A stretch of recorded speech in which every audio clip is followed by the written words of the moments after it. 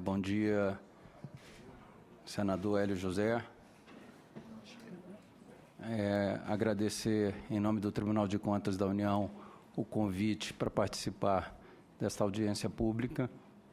O Tribunal sempre se mostra presente em todas as demandas que o Congresso nos faz, até porque nós somos órgão auxiliar do Congresso Nacional.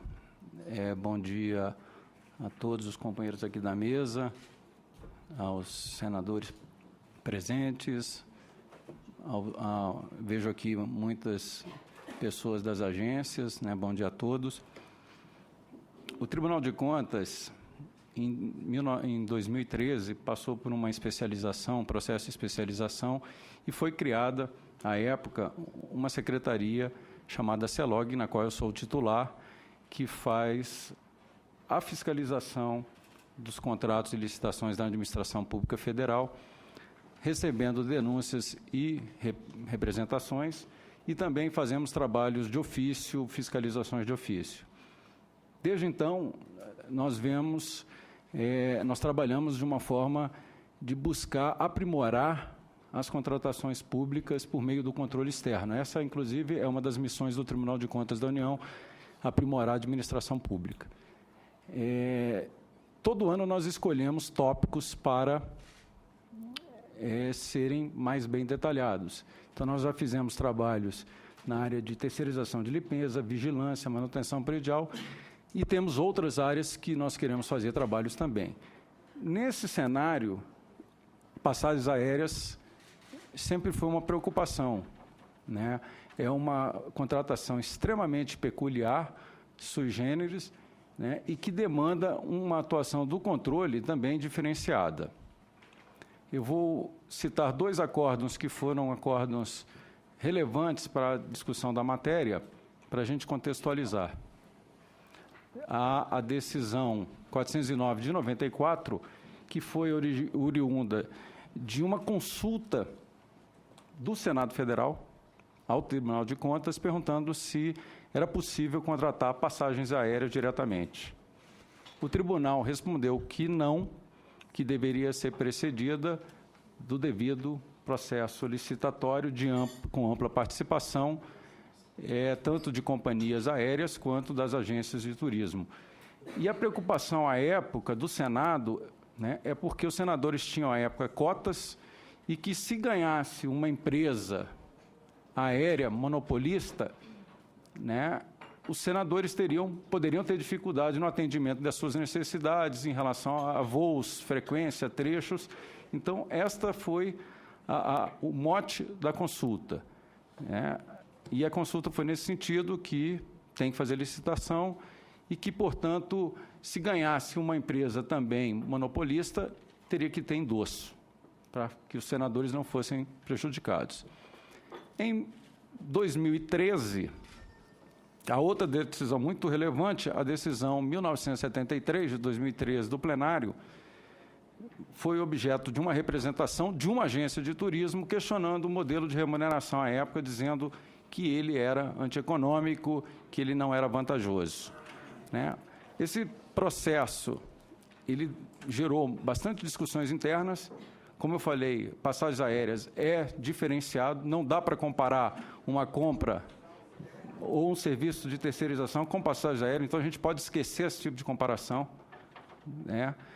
E, à época, havia um cenário de dúvidas quanto à remuneração lícita de alguns contratos. Ou seja, existiam indícios, tanto é que o Ministério Público tinha um inquérito civil público aberto para verificar a regularidade de alguns recebimentos de comissão por agência, né?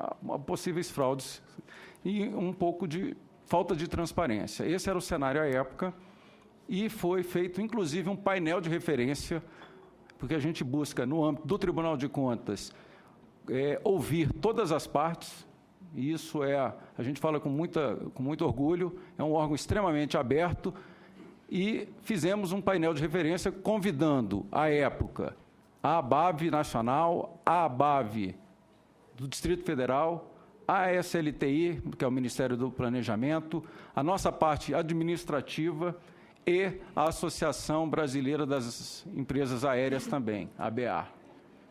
Isso num painel de referência interno para a gente discutir e entender o ambiente das passagens aéreas. Como produto, o acórdão sugeriu algumas melhorias no sistema de concessão de diárias e passagens aéreas do Poder Executivo e uma recomendação para que o Ministério estudasse a possibilidade de contratação direta das empresas aéreas. Então, naquele momento, já houve uma sinalização de possíveis estudos das passagens aéreas, compra direta. O Ministério do Planejamento, né, pegou isto e se adiantou, e antes mesmo de submeter algo ao tribunal, eles fizeram uma solução de aquisição direta, que seria o que a gente chama aí do credenciamento das companhias aéreas. O que é o credenciamento? Eu chamei todas as companhias aéreas, né? Óbvio que houve uma negociação, porque são vários os fatores envolvidos, e entendi, eu estou falando como se fosse o Ministério do Planejamento, não sou do Ministério do Planejamento, mas só para deixar claro, foi entendido, então, pelo Ministério, que, diante de chamar todas as empresas do mercado, eu teria uma possibilidade de inexigibilidade. Né? Vamos lembrar o que a lei diz. A lei, ela manda licitar, isso é mandamento da lei de licitação, tudo deve ser licitado, mas ela prevê hipóteses de dispensa, e essas hipóteses são exaustivas, ou seja, elas não podem ser elastecidas, e nós temos casos de inexigibilidade. A inexigibilidade, ela admite situações não previstas ali, ou interpretações. E o credenciamento, essa figura, esse instituto jurídico, ele não se encontra na lei. Ele é um instituto criado pela doutrina e pela jurisprudência. Com base em quê? Com base que eu chamei o mercado todo. Eu não excluí absolutamente ninguém. Porque, olha só, pessoal, vamos lembrar um detalhe. Eu tenho licitação, quando eu ganho a licitação, eu excluí os demais. No credenciamento, eu incluí todo mundo. Então, não tem competição. Essa é a tese. Tá? Essa é a tese.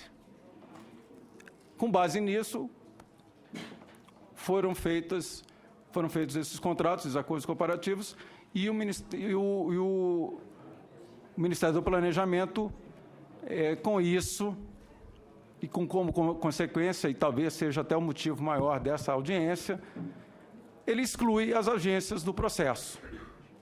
Então,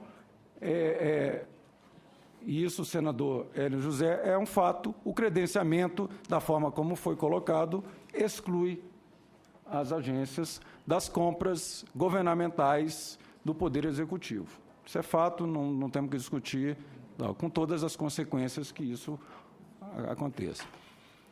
Não satisfeita, é óbvio, e aí a gente tem que admitir a legitimidade total da BAV, e ela entrou com uma representação no tribunal para se questionar a legalidade desse processo. E trouxe como argumento que o mercado é regulado, que há competição, que sempre houve competição, que não há fundamento algum para inexigibilidade por credenciamento, que estaria ferindo o princípio do desenvolvimento nacional, né, a livre iniciativa, que haveria, não poderia contratar por dispensa ou por seja lá qual for a forma, concessionária de serviço público, porque não tinha previsão. Em torno disso, ela traz vários argumentos, né, e eu estou aqui com centenas de folhas para poder lembrar de algumas coisas, porque os argumentos da ABAV são muito contundentes, eles trazem muitos argumentos. E foi questionado também, então essa é a primeira questão, porque eu vou resumir em duas, senador. Legalidade, então a ABAV bateu muito nessa questão da legalidade, como eu falei, e a vantajosidade do certame. não ficou claro, e ela traz dúvidas quanto a alguns benefícios concedidos às companhias aéreas, em detrimento até das próprias agências nesse ambiente. Ela faz menção à possível incorporação de atividades das agências reguladas por lei, que teria competência e atribuição para fazer agenciamento, e que essas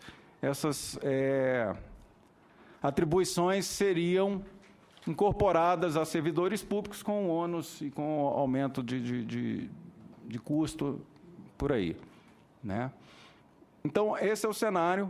O processo encontra-se no Tribunal de Contas da União. Existe, para vocês terem uma ideia, ia deixar muito claro, senador, o quanto é complexo esse processo. Ele tem 327 peças, só a BAV, ela fez mais de 40 petições no processo. Existem 6 recursos, sendo que não tem julgamento de mérito. Então, para vocês terem ideia, foram submetidas ao plenário do tribunal 3 cautelares, sendo que 2 cautelares o plenário rejeitou, porque o ministro concedeu, o relator Raimundo Carreiro, a cautelar, e o plenário do tribunal não as endossou. Então, essa é a situação. Quanto à legalidade, aí eu vou fazer rapidamente finalmente, para a gente deixar para os outros componentes da mesa falar. Quanto à legalidade, e eu vou resumir legalidade e vantajosidade, quanto à legalidade, existem 3 pareceres distintos no processo, e eles são divergentes de 3 unidades do tribunal, o que mostra, mais uma vez, a dificuldade do processo. A CELOG, que é a secretaria que eu sou titular, nós entendemos, claro, com toda a argumentação técnica, que o credenciamento ele é regular, tá? Por N razões. Óbvio que isso é uma interpretação jurídica, mais uma vez eu vou ter que enfatizar isso, deixar claro que é uma interpretação, porque o credenciamento não está na lei. A nossa Secretaria de Recurso, num dos agravos, ele veio com um parecer, embora em sede de cautelar, muito robusto, e defende a tese da irregularidade do credenciamento. Diz que não há previsão, diz que fere o desenvolvimento nacional, a livre iniciativa, né? Então, há um parecer também, ou melhor, também não, oposto ao nosso. Então, há 2 pareceres, eles são totalmente divergentes. E o relator, ministro Raimundo Carreiro, não satisfeito com esses 2 pareceres, pediu ao nosso Ministério Público, junto ao tribunal, um parecer também. Esse parecer foi elaborado pelo procurador Lucas Furtado, que é professor da UNB, autor de livros de direito administrativo, professor de licitações e contratos, e ele traz uma 3ª tese. Então, para vocês verem a complicação do processo. Ele diz que a direção é licitar, mas que hoje, com os avanços tecnológicos, né, com toda essa modernidade, com a sistemática de diferente relação passageiro ou cliente, fornecedor, companhia aérea e agência, que a licitação não mais se impõe. Esse é o próprio termo que ele diz, não mais se impõe, e que, como uma possível alternativa, o credenciamento é válido. Só que o credenciamento é válido, vírgula, desde que as agências também participem. Também participem. Eu posso... Já tem ainda... Mais um minuto, né? Então, esse é o 3º... E quanto à vantajosidade? Aí, senador, é que tem outro problema bastante relevante. O Ministério do Planejamento trouxe alguns dados que nós não conseguimos comprová-los, não conseguimos identificar o rigor científico, a metodologia, então a gente não pode admiti-los neste momento, até este momento, claro que sempre sujeito à defesa do Ministério, de que eles sejam válidos, por exemplo, 30%, 18%, 12%. O que a gente tem de vantajosidade nítida e que a CELOG admite é o que está no acordo. São descontos de 3% a 5% com o prazo de 72 horas dado. Existem, claro, vantagens em termos de transparência, né, no sistema de credenciamento, existem